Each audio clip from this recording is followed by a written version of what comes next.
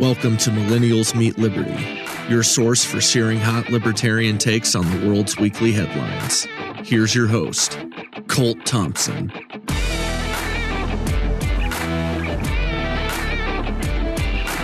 Welcome to Millennials Meet Liberty, episode number 4. That's right, uno, dos, tres, cuatro, episode cuatro, number 4.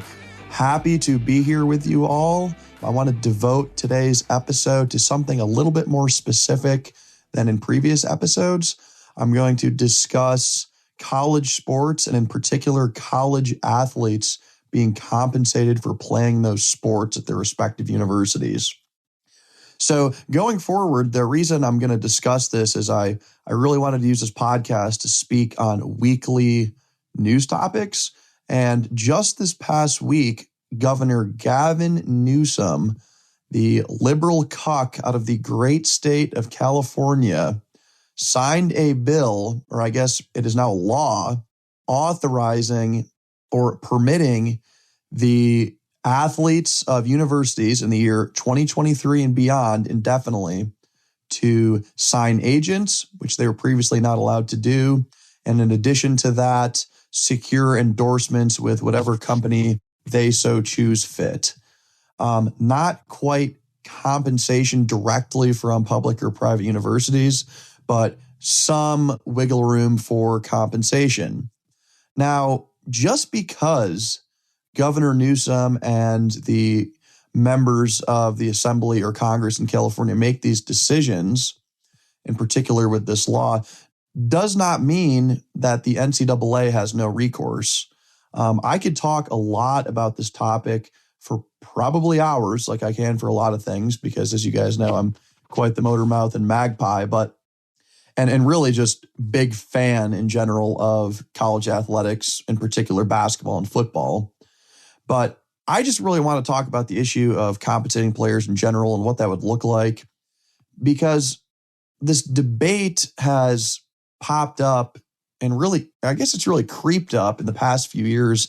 In particular, it's become an issue that's heated up as the cost of college continues to increase and as the profitability of the universities and colleges continue to increase, in large part because of the football programs they're in and the basketball programs they're in. Those are two of the predominant moneymakers when it comes to athletics and universities, and that's what the greater public and people from all over the world pay attention to here in the United States in terms of college athletics. So it should come as no surprise that football and basketball garner a lot of lucrative television contracts. And with those television contracts and ticket sales and revenue generation comes a massive windfall year in and year out. So what we have is universities and colleges spanning the United States investing millions and tens of millions of dollars into stadiums, into state-of-the-art training facilities, into recruiting and retention of coaches, staffs, and ultimately players. So this is a highly competitive industry. Not everybody tuning into this is in the mood for sports or that's what they're craving. But I think there's a lot of market dynamics in play when you talk about the revenues of college sports and how they are fleshed out and really divvied up among the university systems and the universities at large and the players, because believe it or not, they do get a small amount of compensation that the media doesn't really mention. So I want to get into this and just really give my personal take on the situation. So as it pertains to what Gavin Newsom signed into law in California for 2023, there's a lot of takes. Libertarians can talk about the free market and how it rules supreme, which is fine, and that people should be able to voluntarily get in contracts and endorsement deals and sign agents. That's fine. That makes sense. Of course, that's just a principle. And, sports leagues have rules of how money is divvied up, not just at the university level, but professionally is what I'm talking about as well. And there's reasons for that. There's not an unfettered bidding war for contracts. There's what typically someone would call a salary cap in football, basketball, and hockey, and then a luxury tax that's sort of like a salary cap in baseball, but not nearly to the extent and with the teeth that a salary cap has. So libertarians are correct when they say people should be able to enter in voluntary exchange for their merits and their talents and their hard work, even if it's in athletics and not academics. But the broader point here is not a debate as to whether or not these players are working and should be paid for their working, because it really has gotten watered down in the media and conversationally if you're sitting in the living room with your family and friends to, well, I think players are being exploited and that they should be compensated or should be able to if the university can afford that. Or the other side of the issue is simply put, well, students are there just for an education anyway, and why do they need any form of compensation? It's not professional athletics. So what we have is really not much. I'm going to give a libertarian angle on this, but it's not really about libertarianism or politics. It's more about what these institutions' goals are, because there's conversations that are born out of these debates as to whether or not players should indeed be paid at the college level. So let's just look at the facts. College basketball and college football bring in tens of millions of dollars. I'm loosely speaking. Tens of millions of dollars to just standalone universities like Notre Dame, Alabama, Penn State, Wisconsin, any program I could think of, LSU, many Big Ten schools, SEC schools, they're bringing in boatloads of money. So these universities over time, let's go way back. In the beginning, universities, whether they were public or private, were established to educate individuals in a certain trade or a certain realm of academia to go on to become professors or become professionals of some sort, maybe lawyers, doctors, what have you. And I'm going to devote an entire podcast in the future on what's happened to the cost of college and how we've really veered from common sense when it comes to paying for college, affording college, and many other things that are really just not part of this conversation. But really, universities were there, first and foremost, chiefly to educate people and for them to get a career, as I just alluded to. And once universities started admitting more people and becoming more successful and putting forth more educated people in the ranks of the workforce, and this played out over the course of decades, subsequently the demand creeped up and other institutions came to arise. Some of them were publicly put in place, while others was privately put in place. And that's back when college was cheap, and I'm not going to devote this episode again to why college costs as much as it does today. That's an entirely different episode. But as time went on, these schools, and relatively quickly, adopted athletics, namely football, lacrosse, basketball, hockey, so many different types of programs from wrestling and what have you as extracurricular activities that were an extension from when the athlete played in high school if they were wishing to do that further into college. And these colleges then became a feeder for professional athletics. So we all know with common sense that professional athletes get paid millions upon millions of dollars. And the people that are not as good as them, who don't make it quite as far as them, many of them ended up playing at the collegiate level. So at the collegiate level, they're not getting paid. And I don't want to say they're doing it for fun, but they are doing it for fun. A lot of these people, that's their dream come true. It became, I don't want to go to Ohio State for school. I want to go there to play football. It's big time. It's one of the best programs in the country. And just the fact that they were able to do that, they were living the dream.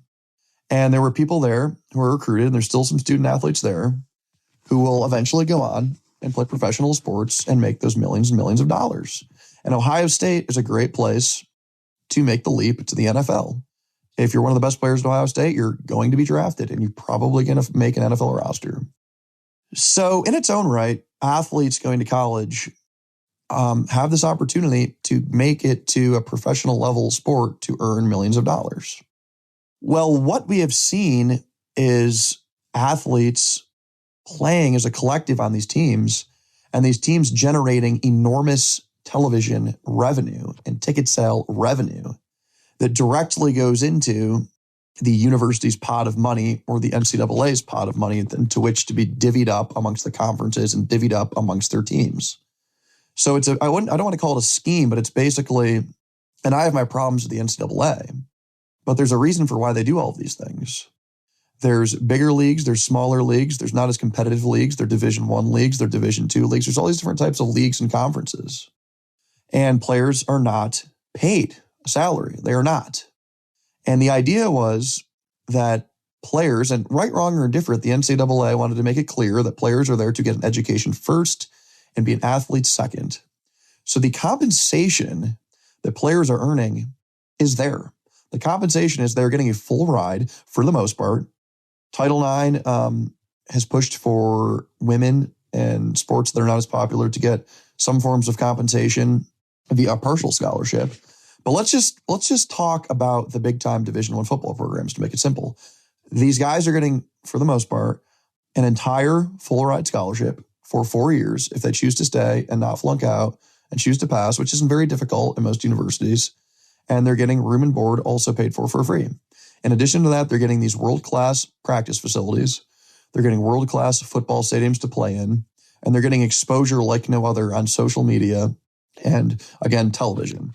So they're becoming almost famous and a national recognized name every time they travel the country and play a football game and make a great play. They're going to be making the national news. So what is born out of this naturally is the universities are making a ton of money. Now, the way it's divided amongst the league and the conference, the NCAA, I'm not exactly sure on the specifics, but it's really irrelevant because the question at hand is why is the money not getting from the juggernaut that is the NCAA and universities down to the players who are playing the game and generating all of this viewership, which is a totally legitimate question to ask, especially if we're in a pure free market in education, which we are not. So the education environment we live in is predominantly backed by federal student loans and the issuance of them. That's what admits most of these students into these programs to begin with, not just athletics, but academics. So we have this monster behemoth bureaucracy created by the federal government, which is higher institutions in academia. And then we have the NCAA, which has managed to get in there as a judge and juror of all of the things that happen within the sports programs within the universities. So back to what I was saying earlier, because I'm a little all over the place, as universities built up these programs and the money started switching hands and it was going into these stadiums, here comes 2019 and Gavin Newsom. And what we see is people are beckoning that players should be compensated more than what they already are, that they should be getting salaried, that there should be some sort of cut of the money given only to players because they're generating this revenue, so to speak. And I understand what people are saying. The debates that are going on are not about whether or not players are putting asses in the seats, because they are, because you need players to play football. Everybody gets that. The debate that's being had is taxpayer dollars are going to these public universities. Forget the private ones for a second. But they're all one and the same because the private universities are really funded by federal tax dollars through these student loan programs. And they're competing with these other universities that are public in the same conferences. So it's hard to decouple these things. But with the public universities, the faculty, the staff, the chairmans, all of these internal debates that are going on is if we're going to monetize football and therein spit it out and give it to the players, we might as well not pretend that we're a university that wants students first and athletes second. It's quite to the contrary. And if you do that, if you say we are going to entice people to come here by paying them oodles of money because we generate all this TV revenue and viewership, well, then all of a sudden these players are going to go there just for the money. Why even bother to offer players an opportunity to sit in a classroom and learn something when they damn well don't care about it for the most part? If they do, they do. If they don't, they don't. So in turn, it will become a small, semi-professional football league. And people who are pure into academics and maybe even some alumni who care genuinely about the academics and the rankings of their institution for pride reasons that they would turn around and donate for if the university is doing well and excelling and putting out good talents, maybe into their corporations or just to the world in general. Alumni are going to raise, a lot of alumni will love the football team, but a lot of them will wonder why football players are being put on a pedestal, why they are being compensated so much. And then why is that money not going into the university where otherwise might have been spent on other buildings around the university or admitting international students or admitting national students at a marked down tuition because they had this endowment that wasn't being siphoned off by the football program. So it creates this dynamic that if players are being able to be paid, that's fine. You're just going to have a semi-professional football league. You might as well just have the university cut ties with the academics altogether and rebrand completely. because schools who focus more on sports and want to pay their players ginormous sums of money, that money's not going to be going to the university for academic purposes. And their rankings could take a hit. So it's going to become a pick and choose battle. And the universities that are not generating hardly any television revenue at all, or their conference isn't, or they're a cellar dweller perennially, and they're already not even making costs to keep the program around because it costs money to ship people around to build a stadium, to upkeep and maintain the facilities. They might just say piss on it altogether and eliminate the programs in their own right. We might have a rich league. We might have all new league and conference formations. What could be born out of paying players is crazy. I'm not saying it's bad. It would just change the entire landscape and dynamic of what it means to be a college student athlete. I don't believe that student athletes are exploited for what they do. They're entering into a voluntary contract. The players could leave tomorrow, and Ohio State can go and find players almost as good the next day and still get asses in the seats, because this would be going on across the board at all other universities as well. So there's a reason people decide to play football there. It's because not of monetary reasons, but because of potentially the opportunity to go to the NFL, but more so because it's what they love to do and they want to play it at the biggest stage they possibly can, or whatever they feel comfortable to see fits. So players are not being exploited. They're voluntarily signing up to go there. If they want to turn into a semi-professional football league, I completely get that, and that's fine. But when you look at it in terms of professional sports like the NFL, yeah, I mean, we love competition as libertarians. Don't get me wrong. But we all know in the NFL, if you just let the big market teams spend all the money they wanted to, well, of course, putting more money into players is going to help them field better teams over the long run. Just look at the New York Yankees in baseball. It's just math and statistics. I'm not necessarily saying that's a bad thing, but the purist inside me of competition kind of like to see the playing field leveled in the confines of that sport. If we're talking like politically and economically of businesses, well, there doesn't need to be a salary cap or a luxury tax on any of those things. That's just unfettered free market capitalism providing the best for the human experience. But in most fans' eyes, the football experience is not multiple leagues. It's almost that natural monopoly that only government can create. It's just those best teams, but operating a salary cap where there's a good level of competition and it makes it interesting to watch. It actually is good for viewership. So the league voluntarily does that, and the teams vote on those things. So what you have at the NCAA is you have over 100 Division I college football teams, and you have over 300 Division I college basketball teams. There's a lot of opinions out there. They have faculty of less known, less popular, less revenue-generating schools that deeply care about their academic curriculum and could give one fuck about the student athletes there. Then you may have the homers in the athletic departments or in the physical education departments of the Ohio States who are like, we don't give a fuck about the academics near as much. We just love to have a killer football team because that's really what fires up our local community here and draws people to go to school here, regardless of what our academic reputation is.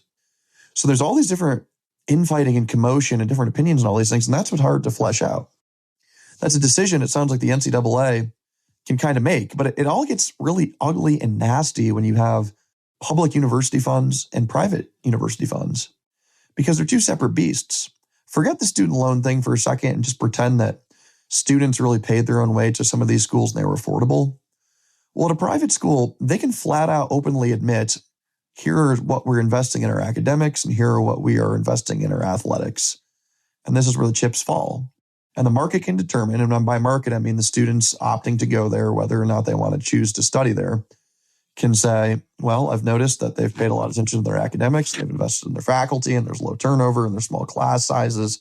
So hell, I'd love to go there. And in turn, the athlete might say, well, I don't really want to go there. Nobody watches their games. They don't put a lot of money into the stadium. They don't really care about us. They don't want to pay us that much money as a player because that's allowed now. Well, okay, that's a decision the university decided to go. That's a route they wanted to go. It's a niche they wanted to service. Where at the same time, the bigger university with exhaustive funds, maybe they could have a dynamite football team and a dynamite academic curriculum. And then there might even be small schools that divert every single one of their pennies into football, praying that their football team gets so good that they can start generating an enormous amount of revenue from that and kick it back into school. So you see where these lines are blurred, that if you have a mission statement in a university, these laws legalizing players to be compensated, which aren't really laws because the NCAA and the universities have to sort this out because of the private-public dynamic at play there. These laws, I don't know, they don't really mean that much. I'm losing my train of thought because there's so much I can talk about this. But public schools, it's different in that these students who go there, they are being funded, at least in some part, by the taxpayers. And to the extent that they're being funded by the taxpayers have a right to know where their money's going and why it's going there. And we've seen the outcry in professional sports when taxes are to be raised to fund a ginormous new stadium. And sometimes it's not very pleasant, even if the community loves their sports teams. They say, why don't we just refurbish the stadium or put lipstick on a pig? Why do we need to build a brand new one that's quintuple the cost of the one we have in place that just does fine? And those are the decisions the public will probably have to have hearings about if players are allowed to be paid. It's going to change the dynamic where in the private sector market for schooling and higher education, those hearings can be held as well by the board of directors and the alumni, but it's a lot less messy because they're not including all of the other people in public. And in the case of Ohio, the entire state of Ohio. If a private school like Hillsdale in Ohio decides to allocate all of their pennies into football, okay, they have the alum and the board of directors and current students and prospective students' opinions to weigh. Well, Ohio State is weighing the entire state's opinion of all this. It will become a hot button topic. It'll make the papers. I mean, this type of stuff is already making the papers. I remember an article published probably 10 to 15 years ago about Jim Calhoun, head coach of UConn men's basketball, back when they were in the Big East and back when they had the spotlight and won a couple championships under his reign. He was a hell of a coach. Well, it turns out he was the highest compensated public sector employee in the state of Connecticut, in a state that was already hemorrhaging jobs, cash, had too high of taxes, crumbling infrastructure, in addition to the shithole cities like New Haven. So reporters would ask in public not even hearings, in public forums, they would just ask, maybe after a basketball game or before the season started, hey, coach, do you have a problem with you being the highest paid employee in the state of Connecticut on the taxpayer dime? And I think it would fluster him and make him angry and bothered. He'd be a little mealy mouth and he wouldn't answer the question directly head on. But the point of all this is you might even just have public leagues where there would be a cap on, it would almost turn into industries where the government does something and industries where the private sector is allowed to do something. The government would have to set their wages and prices an arbitrary amount of money. I'm just thinking of like security services versus police forces, or garbage disposal with a public utility versus waste management, but they'd find some arbitrary amount of money to pay someone. And maybe that money didn't come from the taxpayer funds. Maybe it only came from the revenue. Maybe that's how they set it up of these players, how much they earned. Whereas in the private sector, it would just be determined by market forces. So the whole thing, just thinking this all through, is completely wild. So you could see public leagues, private leagues, a divestiture from universities from sports altogether, or from mostly academics altogether. It would change the landscape entirely. And as it pertains to the player, what it really means is the best athletes in college sports will get paid a fuckload of money. They'll jump the gun. It'll probably cut out of the NFL's revenues and profits because players might stay around longer and stay in the college, quote unquote, league. Or that league might become so successful that they build out more teams and they make it a little more formulaic and structured, and they start competing with the NFL completely because they already have the players by the balls because they get them in their first contracts. I mean, these are the thought experiments you have to have. And then you go further, the best players, I guess, will transfer schools and there'll have to be a whole free agency market that would pop up. It would be nuts. The NCAA would have to create all these new rules and carve out new rules and sanctions and whether something was appropriate, and a lot of things would collapse. And then the players are really playing for the love of the game. At some of these schools, like I mentioned, the basketball had over 300 D1 programs. Maybe some of these programs have to drop down to D2 or D3. Maybe some of these programs go away altogether. Maybe there's less slots for players to play football at all, even for getting compensated to like nothing. Maybe there's a bar. Maybe some leagues say, in our league, you need to pay players $100,000 per person. Well, if a league's not doing that good and they're operating in a profit motive and they're so bad of a team, maybe they have to drop out of the league because they can't afford to pay their players anymore. Colleges will make these decisions and it'll turn into a huge food throwing fight between the faculty, the coaches, the athletic departments, the NCAA, the heads of, the athletic departments, athletic directors, all of these represented from leagues, the media, the journalists. It would turn into a shit show. So when California goes rogue and does something like that, They have the right to do whatever they want, I suppose, to legalize something along those lines. Just within the confines of the NCAA and public universities, private universities, and those leagues, I don't know how they're actually going to gain much traction. That'll have to be policed some way by the NCAA. They're going to have to figure it out. So states go out and say certain players can be paid. Again, I don't know. It's wonky because it's like with the marijuana laws in the United States, cannabis, that is. If states are going to go ahead and do something that the federal government deems illegal, well, yeah, of course they're going to go do it. And I'm all about legalizing that and then making their decisions. I believe in subsidiary. I believe in the smaller localities, municipalities, family unit states making decisions because they're closer to those decisions and their outcomes than the federal government. But it'll be interesting to see how this plays out. I mean, we're in an entitlement society. This is why it's even coming up. I mean, these younger people, it's not even the people who are playing football, the kids, I don't think I see them standing around in high schools and colleges bitching that much. A couple of them will occasionally take to Twitter, but they don't want to be seen as that guy putting themselves above the team because college sports is the ultimate team thing. It might even be the endorsement companies themselves trying to get a cut of the business in college. It's just a giant cookie jar that people are trying to raid.